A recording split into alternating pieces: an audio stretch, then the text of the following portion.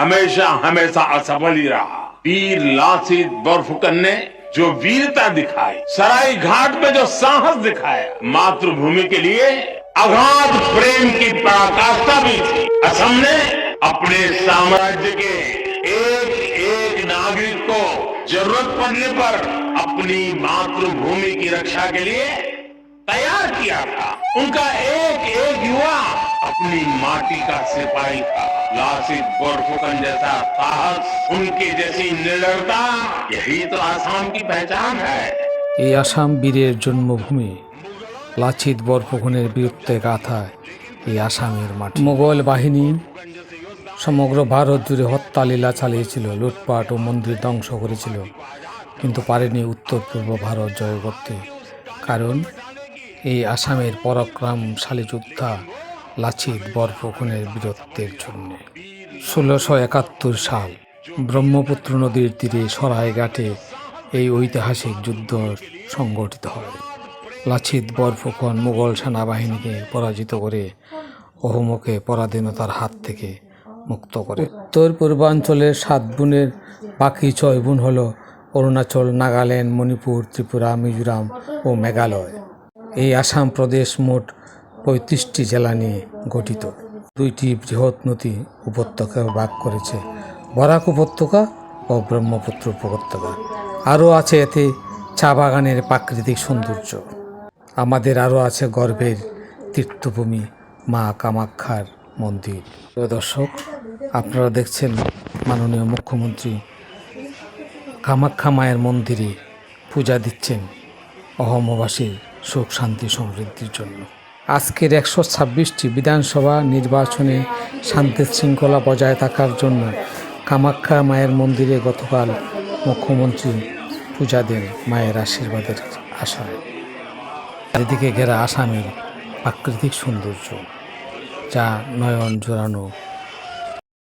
প্রাণবন্ত ঘাস, ঘন জঙ্গল, কুয়াশাচ্ছন্ন পাহাড়, এসবের ব্যাপারে প্রচুর গল্প শুনি। কিন্তু এই আকর্ষণগুলি ছাড়াও উত্তর পূর্ব ভারতেই রয়েছে ওয়ার্ল্ডস লার্জেস্ট রিভার আইল্যান্ড, অর্থাৎ পৃথিবীর বৃহত্তম নদী দ্বীপ। এই দ্বীপটি উত্তর পূর্ব ভারতের কেন্দ্রবিন্দু আসামে ব্রহ্মপুত্র নদের ওপর অবস্থিত। বিংশ শতাব্দীর শুরুর দিকে এই দ্বীপের ক্ষেত্রফল ছিল প্রায় 880 বর্গ কিলোমিটার, কিন্তু ব্রহ্মপুত্র নদের উত্তাল জলস্রোতের ফলে এই দ্বীপের বেশ খানিকটা অংশ ক্ষতিগ্রস্ত হওয়ায় বর্তমানে এই দ্বীপটি প্রায় 352 বর্গ কিলোমিটার জায়গা জুড়ে রয়েছে। বর্তমানে আসামে রয়েছে বিজেপি সরকার। নির্বাচন কমিশনের তথ্য অনুযায়ী এবছর আসামে মোট ভোটারের সংখ্যা 2,50,21,413। চারিদিকে শোনা যায় আকো এবার বিজেপি সরকার, শুধু সময়ের অপেক্ষা।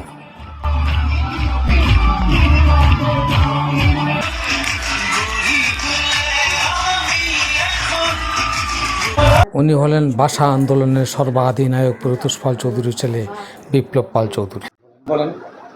আমি প্রথমেই আনন্দ ভারতী নিউজ চ্যানেল কর্তৃপক্ষকে অশেষ ধন্যবাদ জানাই। পুরো নিউজ চ্যানেল কর্তৃপক্ষকে আমি অশেষ ধন্যবাদ জানাই।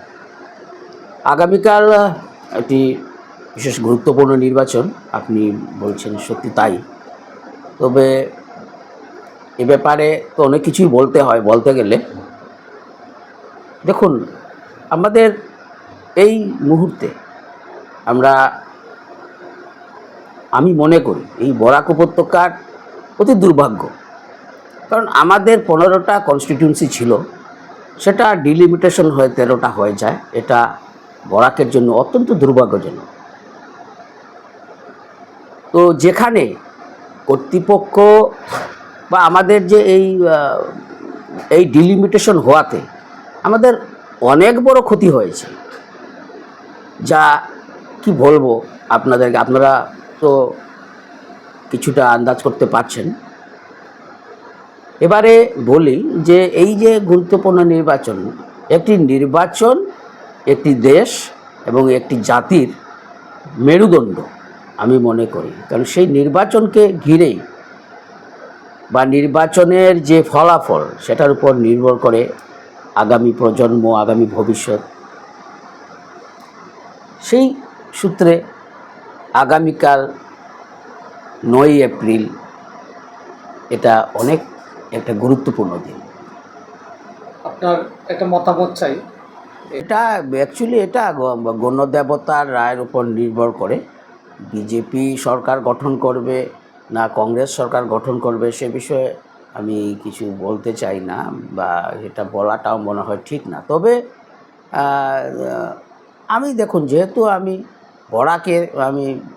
বরাকই জন্ম, বা শিলচর শহরে আমার জন্ম, সেই সূত্রে আমি বরাকবাসী। তো আমি এতটুকু বলতে পারি যে আমাদের স্বাধীনতার পর থেকে বা বরাকের তেমন কোনো উন্নতি হয়নি। অনেক মন্ত্রিসভা এলো, গঠন হলো, সেতে বরাকের কিছু উন্নতি হয়নি। আমরা অনেক কষ্টের মধ্যে আছি। এখানে বেকারত্বের জ্বালা, এখানে কোনো কর্মসংস্থান নেই, এখানে কোনো কলকারখানা নেই, মানে নেই বলতে কিছুই নেই। বরাকে কলকারখানা গড়ে উঠুক, কর্মসংস্থান হোক, মানুষ উন্নতির শিখরে উঠুক, এই হলো আমাদের প্রয়াত নেতা সবার জনপ্রিয় পরিতোষ পাল চৌধুরীর ছেলে বিপ্লব পাল চৌধুরীর বক্তব্য ও আশা নতুন সরকারের কাছে।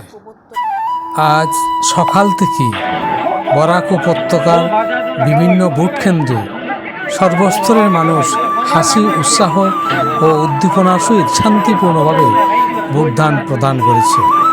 প্রিয় দর্শক, আপনারা দেখছিলেন আনন্দ ভারতী নিউজ শিলচর। আমি প্রদীপ চন্দ্র দাস।